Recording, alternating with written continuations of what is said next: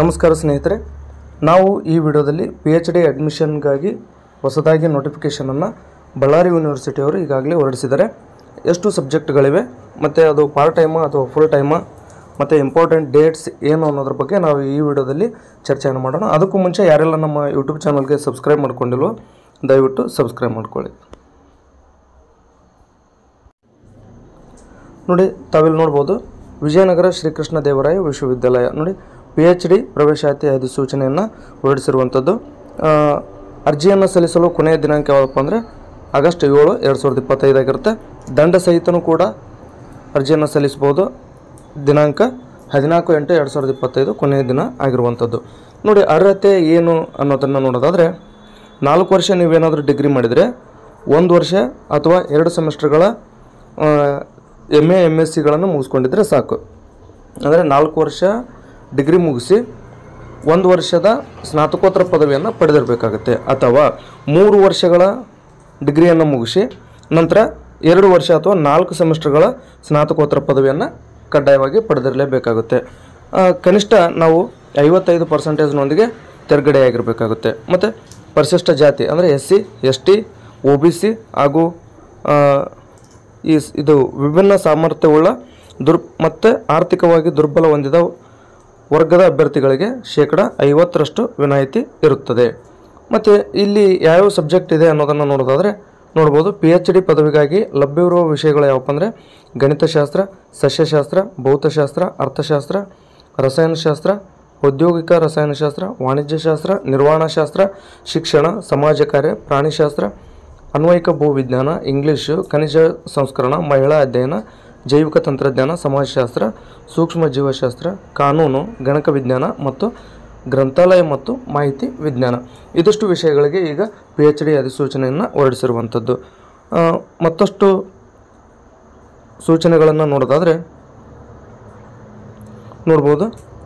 ಅರ್ಜಿಯನ್ನು ಸಂಬಂಧಿಸಿದಂಥ ವಿಭಾಗಗಳಿಗೆ ಸಲ್ಲಿಸಲು ಆಗಸ್ಟ್ 20, 2025 ಕೊನೆಯ ದಿನ ಆಗಿರುತ್ತೆ. ಅಂದರೆ ನೀವೇನು ಅರ್ಜಿಗಳನ್ನು ಭರ್ತಿ ಮಾಡಿರ್ತೀರಿ ಆ ಅರ್ಜಿಗಳನ್ನೆಲ್ಲವನ್ನು ನೀವು ಸಂಬಂಧಪಟ್ಟಂಥ ವಿಷಯಗಳ ವಿಭಾಗಗಳಿಗೆ ಅದನ್ನು ತಲುಪಿಸಬೇಕಾಗಿರುವಂಥ ಕೊನೆಯ ದಿನಾಂಕ ಯಾವುದಪ್ಪ ಅಂದರೆ ಆಗಸ್ಟ್ 20 ಆಗಿರುತ್ತೆ.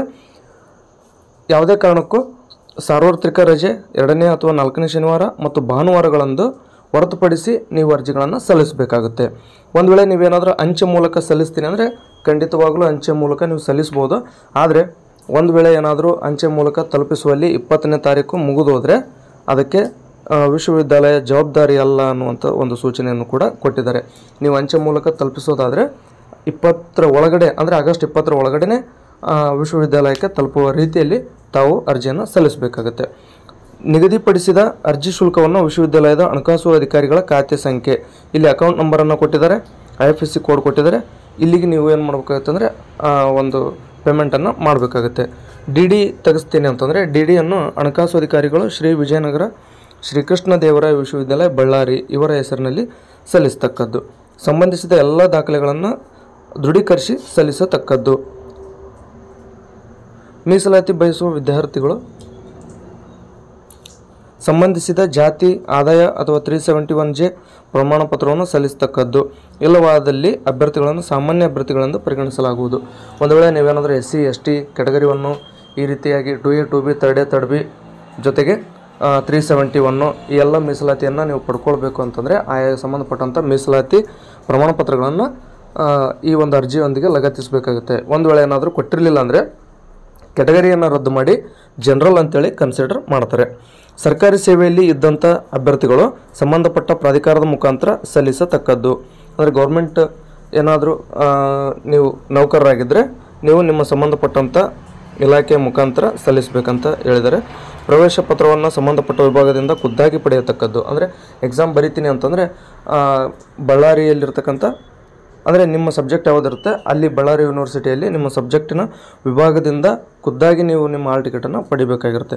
ಪೂರ್ಣಕಾಲಿಕ PhD ಬಯಸುವ ಅಭ್ಯರ್ಥಿಗಳು PhD ಅವಧಿಯಲ್ಲಿ ಯಾವುದೇ ಹುದ್ದೆಗೆ ಸೇರುವುದಿಲ್ಲವೆಂದು ಮುಚ್ಚಳಿಕೆ ಪತ್ರವನ್ನು ಸಲ್ಲಿಸತಕ್ಕದ್ದು. ನೀವೇನಾದರೂ ಫುಲ್ ಟೈಮ್ ನೀವು PhD ಮಾಡ್ತೀನಿ ಅಂತನ್ನೋದಾದರೆ ಮಧ್ಯದಲ್ಲಿ ಅಂದರೆ PhD ಮುಗಿಯುವವರೆಗೂ ಯಾವುದೇ ಹುದ್ದೆಯನ್ನು ಸೇರೋದಿಲ್ಲ ಅಂತೇಳಿ ಮುಚ್ಚಳಿಕೆ ಪ್ರಮಾಣ ಪತ್ರವನ್ನು ಕೊಡಬೇಕಾಗುತ್ತೆ. ಅರೆಕಾಲಿಕ ಪ್ರವೇಶ ಪಡೆಯುವ ವಿದ್ಯಾರ್ಥಿಗಳು ತಮ್ಮ ಕರ್ತವ್ಯ ನಿರ್ವಹಿಸುತ್ತಿರುವ ಪ್ರಾಧಿಕಾರದಿಂದ ನಿರಾಕ್ಷೇಪಣಾ ಪ್ರಮಾಣ ಪತ್ರವನ್ನು ಸಲ್ಲಿಸ್ತಕ್ಕದ್ದು. ಸರ್ಕಾರಿ ನೌಕರಿಯಲ್ಲಿರ್ತಕ್ಕಂಥವ್ರು ಈ ಒಂದು ಪಿ ಎಚ್ ಡಿ ಮಾಡಬೇಕು ಅನ್ನೋದಾಗಿದ್ದರೆ ಸಂಬಂಧಪಟ್ಟಂಥ ತಮ್ಮ ಇಲಾಖೆಯಿಂದ NOCಯನ್ನು ಪಡೆದುಕೊಳ್ಬೇಕಾಗುತ್ತೆ. ವಿಶ್ವವಿದ್ಯಾಲಯವು ಸೀಟುಗಳನ್ನು ಭರ್ತಿ ಮಾಡುವ ಹಾಗೂ ಮಾಡದೇ ಇರುವ ಹಕ್ಕನ್ನು ಅವರು ಕೂಡ ಕಾಯ್ದಿರಿಸಿಕೊಂಡಿರ್ತಾರೆ. ನೋಡಿ, ಇಲ್ಲಿ ಇಂಪಾರ್ಟೆಂಟ್ ಆಗಿರೋಂಥ ವಿಷಯ ಏನಪ್ಪ ಅಂದರೆ, ಆಯ್ಕೆ ಪಟ್ಟಿಯನ್ನು ಪ್ರಕಟಿಸುವ ಸಂದರ್ಭದಲ್ಲಿ ಅಭ್ಯರ್ಥಿಗಳಿಗೆ ಸಮಾನ ಅಂಕಗಳು ಬಂದ ಪಕ್ಷದಲ್ಲಿ ಸ್ನಾತಕೋತ್ತರ ಪದವಿ ಅಂಕಗಳನ್ನು ಪರಿಗಣಿಸಲಾಗುವುದು. ಎಕ್ಸಾಮ್ನಾಗ ಏನಾದರೂ ಸೇಮ್ ಅಂಕಗಳನ್ನು ಪಡ್ಕೊಂಡ್ರೆ ಅಂದರೆ ಯಾರ್ದು MA ಪರ್ಸೆಂಟೇಜ್ ಜಾಸ್ತಿ ಇರುತ್ತೋ ಅವ್ರದ್ದನ್ನು ತೊಗೊಳ್ತೀವಿ ಅಂತ ಹೇಳಿದ್ದಾರೆ. UGC ನೆಟ್ ಇನ್ಕ್ಲೂಡಿಂಗ್ JRF ಆಗಿರ್ಬೋದು, UGC CSIR ನೆಟ್, ಆನಂತರ ಗೇಟ್, ಸ್ಲೆಟ್, ಕೆಸೆಟ್, ಈ ರೀತಿಯಾಗಿ ನೀವೇನಾದರೂ ಲೆಕ್ಚರರ್ ಎಲಿಜಿಬಿಲಿಟಿ ಟೆಸ್ಟನ್ನು ಪಾಸಾಗಿದ್ದರೆ ಅಂಥವರಿಗೆ ಈ ಒಂದು PhD ಪ್ರವೇಶ ಪರೀಕ್ಷೆಯಿಂದ ವಿನಾಯಿತಿ ಇರುತ್ತದೆ. ಪ್ರವೇಶ ಪರೀಕ್ಷೆಯಿಂದ ವಿನಾಯಿತಿ ಪಡೆದ ಅಭ್ಯರ್ಥಿಗಳಿಗೆ ಪ್ರತ್ಯೇಕವಾಗಿ ಸಂದರ್ಶನದ ದಿನ, ಸಮಯ ಹಾಗೂ ಸ್ಥಳವನ್ನು ತಿಳಿಸಲಾಗುವುದು. ಇದನ್ನು ವಿಶ್ವವಿದ್ಯಾಲಯದ ವೆಬ್ಸೈಟ್ನಲ್ಲಿ ಸಹ ಪ್ರಕಟಿಸಲಾಗುವುದು. ಒಂದು ವೇಳೆ ನೀವೇನಾದರೂ ಕೆಸೆಟ್ ಅಥವಾ ನೆಟ್ಟನ್ನು ಪಾಸಾಗಿದ್ದರೆ ಅಂದರೆ ನೀವು PhDಗಾಗಿ ಪ್ರವೇಶ ಪರೀಕ್ಷೆಯನ್ನು ಬರೆಯುವಂಥ ಅವಶ್ಯಕತೆ ಇರೋದಿಲ್ಲ. ಆದರೆ ಇಂಟರ್ವ್ಯೂ ಇರುತ್ತೆ, ಆ ಇಂಟರ್ವ್ಯೂಗೆ ನೀವು ಅಟೆಂಡ್ ಆಗಬೇಕಾಗುತ್ತೆ. ಪ್ರವೇಶ ಪರೀಕ್ಷೆಯಲ್ಲಿ ಮತ್ತು ಸಂದರ್ಶನದಲ್ಲಿ ಅರ್ಹರಾದ ಅಭ್ಯರ್ಥಿಗಳು ಮಾತ್ರ ವಿಶ್ವವಿದ್ಯಾಲಯದ ಸಂಶೋಧನಾರ್ಥಿಯಾಗಿ ಪ್ರವೇಶ ಪಡೆಯಲು ಅರ್ಹರಾಗಿರುತ್ತಾರೆ. ಮತ್ತು ಇಲ್ಲಿ 2 ವಿಧ ಅದಾವು. ಏನಪ್ಪ ಅಂತಂದರೆ ಕಲ್ಯಾಣ ಕರ್ನಾಟಕ ಮತ್ತು ಕಲ್ಯಾಣ ಕರ್ನಾಟಕೇತರ ಅಂತೇಳಿ ಇಲ್ಲಿ ವಿಷಯಗಳನ್ನು, ಅಂದರೆ ಈ PhD ಮಾಡೋದಕ್ಕೆ ವಿಷಯಗಳನ್ನು ಅವರು ಡಿವೈಡ್ ಮಾಡಿರುವಂಥದ್ದು.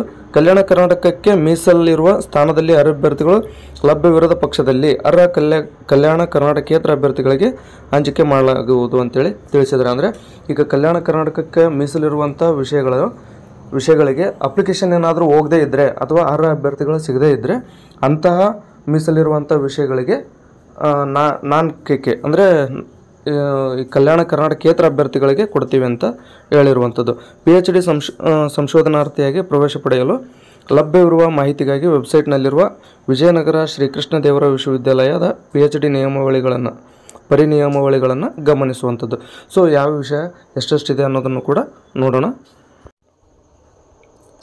ನೀವಿಲ್ಲಿ ನೋಡ್ಬೋದು, ಮೊದಲನೇದಾಗಿ ಗಣಿತ ಶಾಸ್ತ್ರ ಪ್ರಾಧ್ಯಾಪಕರು 9 ಕಲ್ಯಾಣ ಕರ್ನಾಟಕ. ನೋಡಿ, ಕಲ್ಯಾಣ ಕರ್ನಾಟಕಕ್ಕೆ 9, ಕಲ್ಯಾಣ ಕರ್ನಾಟಕೇತರ 4, ಒಟ್ಟು 13 ಇರುವಂಥದ್ದು. ಸಹ ಪ್ರಾಧ್ಯಾಪಕರು ಯಾವುದೇ ಸ್ಥಾನಗಳು ಖಾಲಿ ಇಲ್ಲದಿರುವಂಥದ್ದು, ಅದು ಸಹ ಪ್ರಾಧ್ಯಾಪಕರು. ಆನಂತರ ಸಹಾಯಕ ಪ್ರಾಧ್ಯಾಪಕರು ಕಲ್ಯಾಣ ಕರ್ನಾಟಕಕ್ಕೆ 3 ಮತ್ತು ಕಲ್ಯಾಣ ಕರ್ನಾಟಕೇತರ ಅದಕ್ಕೆ 2, ಒಟ್ಟಾರೆ 5 ಇರುವಂಥದ್ದು. ಸಸ್ಯಶಾಸ್ತ್ರ ತಾವಿಲ್ಲಿ ತಮ್ಮ ಸಬ್ಜೆಕ್ಟನ್ನು ನೋಡ್ಕೊಂಡ್ಬಿಡಿ. ಸಸ್ಯಶಾಸ್ತ್ರ, ಭೌತಶಾಸ್ತ್ರ, ಅರ್ಥಶಾಸ್ತ್ರದಲ್ಲಿ ಸಹಾಯಕ ಪ್ರಾಧ್ಯಾಪಕರು 4, ನಾನ್ KKಗೆ 2, ಒಟ್ಟಾರೆ 6 ಇರುವಂಥದ್ದು. ರಸಾಯನಶಾಸ್ತ್ರ, ಔದ್ಯೋಗಿಕ ರಸಾಯನಶಾಸ್ತ್ರ, ವಾಣಿಜ್ಯಶಾಸ್ತ್ರ, ನಿರ್ವಹಣಾಶಾಸ್ತ್ರ, ಶಿಕ್ಷಣ, ಸಮಾಜ ಕಾರ್ಯ, ಪ್ರಾಣಿಶಾಸ್ತ್ರ, ನೋಡಿ, ಅನ್ವಯಿಕ ಭೂವಿಜ್ಞಾನ, ಇಂಗ್ಲೀಷು, ಖನಿಜ ಸಂಸ್ಕರಣ, ಮಹಿಳಾ ಅಧ್ಯಯನ, ಜೈವಿಕ ತಂತ್ರಜ್ಞಾನ, ಸಮಾಜಶಾಸ್ತ್ರ, ಸೂಕ್ಷ್ಮ ಜೀವಶಾಸ್ತ್ರ. ಒಂದು ಸಾರಿ ವಿಡಿಯೋವನ್ನು ಪಾಸ್ ಮಾಡಿ ನೋಡ್ಕೊಳ್ಳಿ. ಇಲ್ಲಿರುವಂಥದ್ದು KK ಅಂದರೆ ಕಲ್ಯಾಣ ಕರ್ನಾಟಕಕ್ಕೆ, ಈ ಕಡೆ ಇರುವಂಥದ್ದು ನಾನ್ ಕಲ್ಯಾಣ ಕರ್ನಾಟಕ ಅಂದರೆ ಇದು ಕಲ್ಯಾಣ ಕರ್ನಾಟಕೇತರ ಅಭ್ಯರ್ಥಿಗಳಿಗೆ.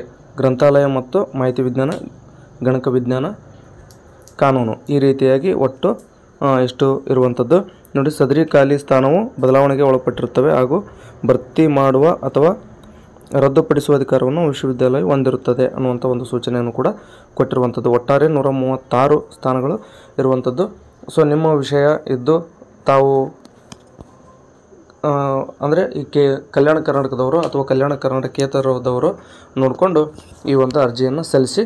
ಮತ್ತು ಇದಷ್ಟೇ ಅಲ್ಲದೆ ಅಂದರೆ ಈಗಾಗಲೇ ಕರ್ನಾಟಕ ಯೂನಿವರ್ಸಿಟಿ ಧಾರವಾಡದವರು ಕೂಡ PhD ಅಧಿಸೂಚನೆಯನ್ನು ಹೊರಡಿಸಿದ್ದಾರೆ. ಅದ್ರ ಬಗ್ಗೆನೂ ಕೂಡ ಇನ್ನೊಂದು ವಿಡಿಯೋನ ಮಾಡ್ತೀನಿ. ಯಾವ ವಿಷಯಗಳಿಗೆ ಎಷ್ಟು ಸ್ಥಾನಗಳು ಖಾಲಿ ಇದೆ ಅನ್ನೋದ್ರ ಬಗ್ಗೆನೂ ಕೂಡ ತಿಳಿಸ್ಕೊಡ್ತೀನಿ. ಸೊ ವಿಡಿಯೋನ ಲೈಕ್ ಮಾಡಿ ಅಂತ ಹೇಳ್ತಾ, ಯಾರೆಲ್ಲ ಇನ್ನೂ ನಮ್ಮ ಯೂಟ್ಯೂಬ್ ಚಾನಲ್ಗೆ ಸಬ್ಸ್ಕ್ರೈಬ್ ಮಾಡ್ಕೊಂಡಿಲ್ವೋ ದಯವಿಟ್ಟು ಸಬ್ಸ್ಕ್ರೈಬ್ ಮಾಡ್ಕೊಳ್ಳಿ.